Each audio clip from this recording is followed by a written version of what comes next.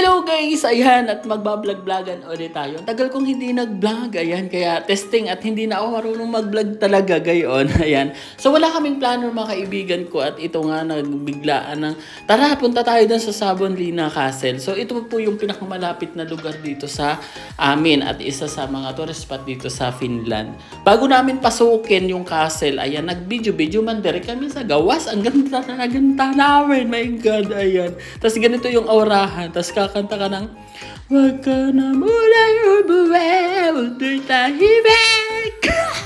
Pambihirang buhay to. Ay, ayan. At ito nga yung bridge na nag-uugnay dito sa castle bago ka makapunta rito. Ayan. At ito yung naghihiwalay din. Kaya wala forever pero nagkakabit ulit. Ayan. Kabit na nga lang. Ay, wala gayon. Siyempre, nangunguna kami ni Ate Mel dito at excited kami makapasok dito sa castle. Pero bago ka makapasok, magbabayad ka muna ng ticket na nagkakahalaga ng 14 euro. At kung estudyante ka naman ay 9 euro. Ayun. So, dito sa waiting area, maghihintay kami ng tour guide namin. Pinamili kami kung English or Tagalog. Sabi niya, English! Magaling kami ng English ganun. Ito si tour guide, ayan. So, pinaakyat agad kami sa hagdan pero worth it agad. My God, ang ganda nung balcony to, balcony ba? Terrace yun nung castle, charot. Ayan, dadalhin daw kami doon sa central room kung saan nandun yung Peredotus. I-orient kami kung saan, kung ano yung gagawin namin, kung ano yung magiging expectation namin sa loob, ganun. At may pinaliwanag siya dito about dito sa may statue. Ito daw statue ito yung sabi niya sa Norway, Russia, wala naman ako naiintindihan English kasi. Ayun. Dinala agad kami din sa madilim at ito daw yung nagsha-shower, ganon at yung mga stock dito daw idinadaan pa itaas. Gayon. At dito, ayan, dinala agad kami. Ang sabi niya dito sa orientation, bawal daw kami mag-video-video kasi baka daw mauntog kami sa pinto at iba-iba yung sukat ng pinto. Baka ayun. So, syempre, inaalagaan din naman nila yung kanilang mga customer, yung mga clients. Bago kami iparating talaga doon sa loob, ini-orient sa amin itong ini-introduce sa amin itong castle. Dati daw, tapos puti, tapos nag-gray. Charot, hindi ganun ang paliwanag na. Diyos ko po, Lord. Ayan, so ako na nagawa. Ang alam ko lamang dito, ayan, umikot-ikot. Sabi, 1799. Ang panahon na yun. Wala ganun. Basta, ang ganda ng castle. Ay, sobra. Pagkatapos nga namin dito, ayan, at ibinaba na kami dito sa hagdanan. At dito nga ay napakakipot ng hagdanan. Sobrang kipot, ayan. So dito pa lamang, ayan, makikita mo talaga yung kaganda at napakatibay ng castle na ito. So syempre, yari sa bato. Ayan, at talaga namang, grabe, wala akong masabi. First time ko talaga. At oy, angkol, bakit naman dyan ka angkol? Uy, kasama si wag yan. Ayan, at nakita kami yung castle dun sa maliit na butas. Ay, may ganda, yun yung pinuntahan namin kanina. Kita na ninyo, kaganda-ganda. Tapos, makikita mo dun sa maliit na butas lamang. My God. Ayan, at nagpatuloy na nga kami. Dadalhin daw niya kami dun sa chapel. At nararamdaman niya ni tour guide ay itong mga batang ito, itong mga bisita ko. Ito mukhang kailangan ng ng spirit of the glass. Ay, bakit spirit of the glass? Baka may lumabas dyan. Ayan. So, syempre, ayan, munti ka na akong naumpaw. Talaga naman katangahan na yan. Ayan, kasi nga, ang kipot ng daan. Kasalanan kasi ng daanan. Ayan. Uy, dosyo nga. Diyos ko po, pabihirang buhay. Ayan, at dito na nga kami sa may chapel. Ayan. At so, ang ganda ng chapel. Tapos, ang lamig-lamig sa loob. Tapos, nakita nyo yung butas na yan. Yan daw yung pagka daw may mga nagkakasala, dun ipiniprison. At nung kami palabas, hindi ako makamove on dun sa may ikinukulong. Habi ko, kaya? May mga dun. May mga nagmulto. Kaya ito yung pinto nung kulungan. Tapos, aking binidyo. Tapos, sinum ko, baka may lumabas. Wag na gayaan. Kundi ibaling, sabi ko, maglakad-lakad na lang tayo dito. Ayan. At tawag ko dito ay terrace. Terrace na naman. Ang daming terrace ng castle. Ayan, at pag nakita niyo yung bintana, ayan, ang ganda sa labas. So, makikita niyo yung yung bubong. Ayan, at ang ganda talaga. Ayan, bubong nga lang talaga yung nahagip. Lalabas ako yung mag-adjust? No. Ayan, at ang liwanag nung nung sikat, nung liwanag galing sa labas tapos pupunta sa loob. Nakakasilaw as in, kailangan yung magpakuha sa liwanag. Hindi. Ayan, at ito nga, hindi namin alam kung saan kami dadalhin ni tour guide. At sabi niya, pupunta daw kami dun sa tower. Ayan, so excited kami kasi nandun yung maliliit na bintana. So, ito, naglakad kami ang haba ng paglalakad namin. At my God, ito na naman yung terrace, guys. Ito talaga yung totoong balkone. Ay, makikita nyo yung tower. Tapos, pag sinilip mo, sabi, hey, kahadlok ko, bugo. Pagka ikay nagbagsak dyan, ay talaga namang mabuhay man ay balugay. Joke lang. Pambihira buhay. Ayan, at ito na naman ako sa mga binta-bintana. Ayan. So, talagang bawat bintana sinisilip ko kasi ang ganda ng mga tanawin, guys, sa labas. Sa kakaano, sabi, refreshing. Eh, ayan, dami alam, bisan. Ayan, so, basta ang ganda. Ayan, tapos makikita mo yung ano, alam mo yung nasa, pag nasa labas ka, makikita mo yung mga bintana. Tapos ikaw na yung nasa bintana, kulang na lang lumipad, ganun. Ayan, bubong na naman. O, doon na tayo sa bubong. Ayan, so, ito nga, at magpapatuloy na daw kami. Ayan, so, hindi na matapos-tapos. Pero, ang lalim talaga. Ayaw ko tumalon. Mahal ko pa buhay ko. Joke lang. At ito yung CR. Ayan, ito yung bedroom. So, yun yung CR. Tapos, ito yung bedroom niya. Ayan, ganyan lang yan. So, open ano siya. Hindi uso ang pinto. Ayan. So, ito na naman yun. Oh, silip na naman sa bintana. Ayan, kita ko talaga yung mga puno, mga kabayanan. Ang ganda. So, syempre, pagka may kalaban ng unang panahon, yung may mga lulusob. Ayan.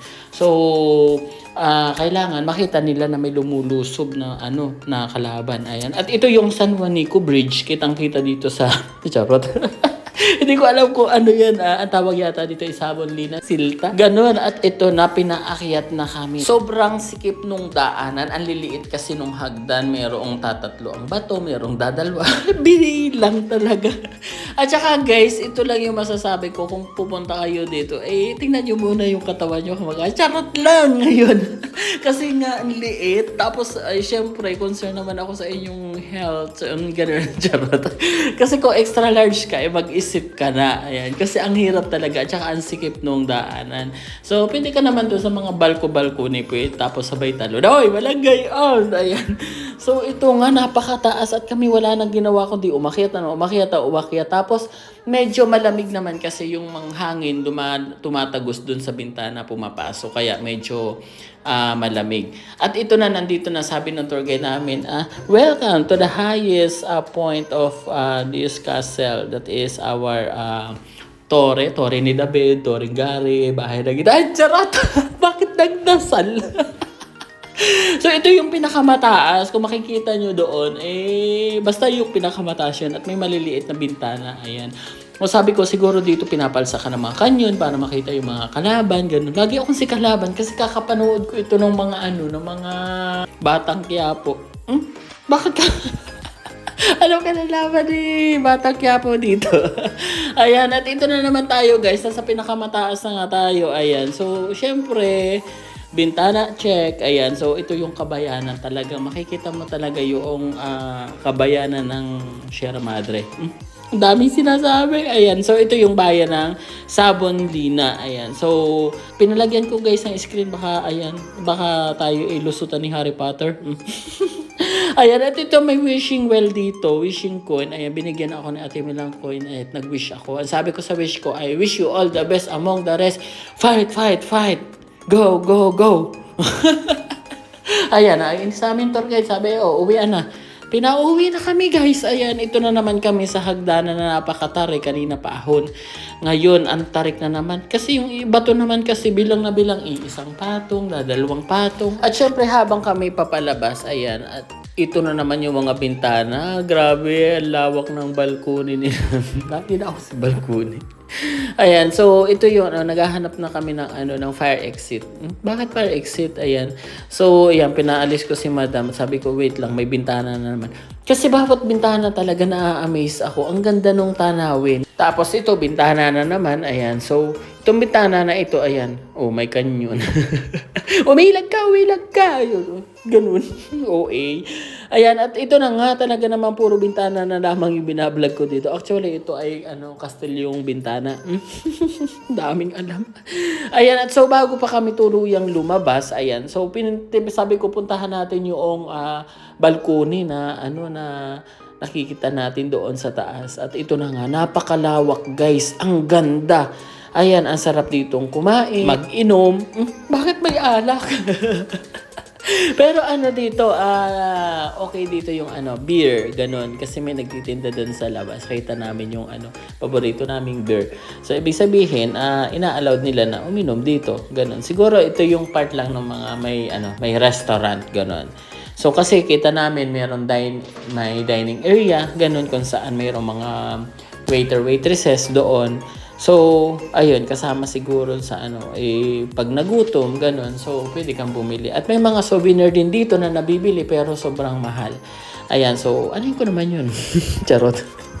Wala akong pera eh. Ayan, so umakyat kami at kasi nandito yung exit. Medyo naligaw pa nga kami at akala nga namin dun sa baba yung exit. Yung pala, aakyat ka pa. Tapos bababa ka ulit dito sa hagdan para makarating ka doon sa main door na pinag-akyatan namin kanina. Ito yung pinag-akyatan namin kanina nung simula pa lang. Ito yung katapusan. So, pagdating dito, may pinasukan pa kami pero hindi ko na ibinlag kasi nga, ayun, medyo gutom na ako eh. So, sabi namin, ayan, si Ate Mel, nagtutour siya daw yung tour guide sa susunod, ayan. Sabi, yung butas na yon kailangan i-renovate natin. May pa-renovate. At paglabas namin, my God, nagulat kami yung aming dadaanan na bridge. Naghiwalay na putol kasi daw may dadaan na barko. At ayun na nga, nakita namin, merong, kumbaga parang ang supercut. Supercut. Papuntang Boracay. Dito po dumadaan. Charot.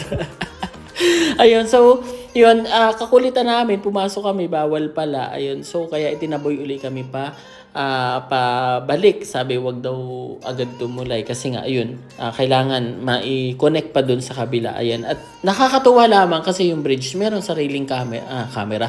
May sariling makina.